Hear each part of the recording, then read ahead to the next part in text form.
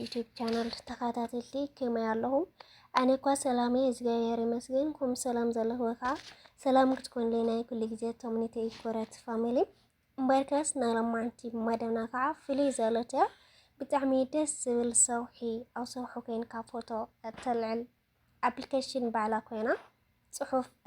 ለለወይነ ስለዝኾነ ብቱ ጽሑፍ ብቻ ይቀያር ዝመጽ እምበር ኣፕሊኬሽን ባዕላ ያ ግን ክሰ መጨረሻ ከመይ ከም ዝኸውን ትጽሑፍ ከዓ ብደንቢ ኮብ ድኩም ትገብርዎ ኮብ እንድሕር ዘይትፈልካ ከይተጋገኹም ብደንቢ ትጽሕፍዎ ማለት እዩ ካው ጽሒፍኩም ለምንታይ ከም ትዎ ከመይ ገይርካ ስእሉ ከም ዝሰደልኩም ከመይ ገይርካ ሴፍ ከም ዝኸውን ከሪዮኩም እየ ቅድሚያ ግን ነዛ ቻናል ሓድሽ ዝሆንኩም ላይክ ሼር ሰብስክራይብ እናገርኩም ቤተሰብ ኩኑ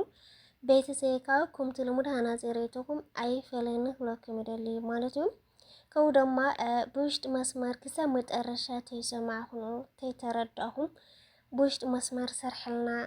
ኣይተረዳናን ኣዊና ትብሉኒ ማለት እዩ ክሰ መጨረሻ ረይዎሞ ካው ምርዳታዊኩም ጸገም ኣውሊ በውሽጥ መስመር ላይ ሕግዞኩም ይኽእል እየ ግን ቪዲዮ ክሰ መጨረሻ ስለዘይ ትርእዎ ጽሑፍ ከዓ ከመጌርካ ኮፒ ከም ዝግበር ስለዘይ መፍለጥ ይዛውኩም ነበር በጣም ቀሊል ስራሕ ይዚ ማለት እዩ እና ላው ከብለኩም ሰናይ ጻንሒት መጀመርታ ኩሉ ግዜ ክንሰርሕ ከለና ላፕላስተርና ንኸይድ ላፕላስተር መስከርና ጅመል ዛነበረት ያ ካይለለ ሁሉ ነገር ስስእላ ማለት እዩ ካው ጅመል ኢልና ነጽሕፈው እዚ ማለት እዩ ካው ጅመል ኢልና መጽሐፍና አውጀክት ማጽነያ ካው ኦፕን ክላየ ወዲያው ላባላት ወስደንያ ማለት እዩ ካው ለዚያ የዛቲ ማለት አዛ ሐሰብ ትጋጋ አውቶዝና ፕላስ ምድማር ማለት እዩ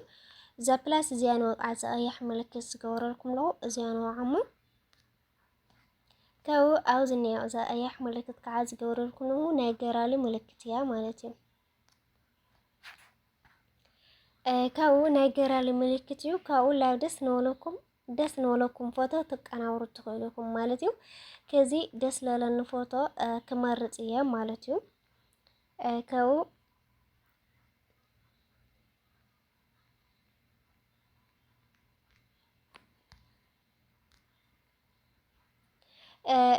ካው ኣነ ካው ዝገራሊ ፎቶ ኣምጽየነሁ ትጽሑፍ ግን ኮፒ ስለዝገርክዎ ኣዚያ ኣያ መለከት ገይረልኩም ነው ኣዚያ ጽቅጥ ተብልዋ ካው ኣውዝኒዮ ፖስት ስለና ጽሕፍቲ እንግሊዝ እዚያ ጽዕዋ ማለት እዩ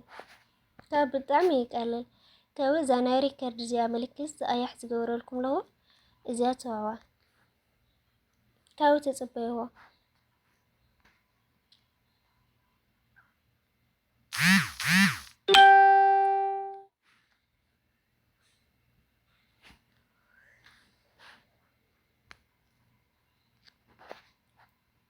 ጽበይ ዋነሽተይ ካው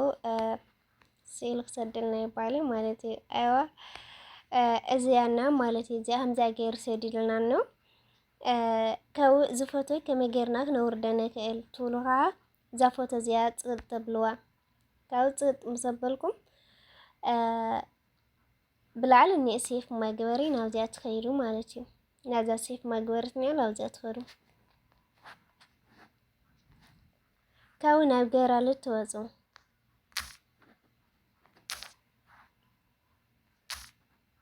ካው አውዝ ገራሊ ወዲያው ይጸንሕኩም ማለት እዩ አዚያ ናዛ ፈተ ዝተቃናረት ማለት እዚያ ነትኩም እና በጣም ይፎክስ ቀልል ይሁሉ ነገር ከዚ ማሕሽይ አውዝ ሰውሑ ከም ዝናዓድና ዘለኹ ከም ኮይነ ተላይላን ይኹ ማለት እና በጣም ይቀልል ዝኸብድ ነገር የለን ክለኩም ይደል ማለት እዩ ጽሑፍ ኣብ ኮሜንት ገውረልኩም የስ ስክሪንሾት ገይርኩም ወይ ከዓ ኮፒ ገይርኩም ወሰደዋ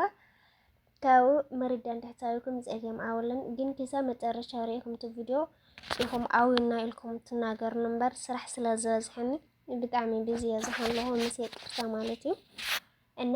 ቅድሚያ ናዛ ቻናል ግን ላይክ ሼር ሰብስክራይብ ናገርኩም ቤተሰብ ኩኑ ካውላ አባራት እንነክም ደሊ ናለማንቲ መደና ዚያት መስል بخالي مداي كساول ما تصكم كعب باي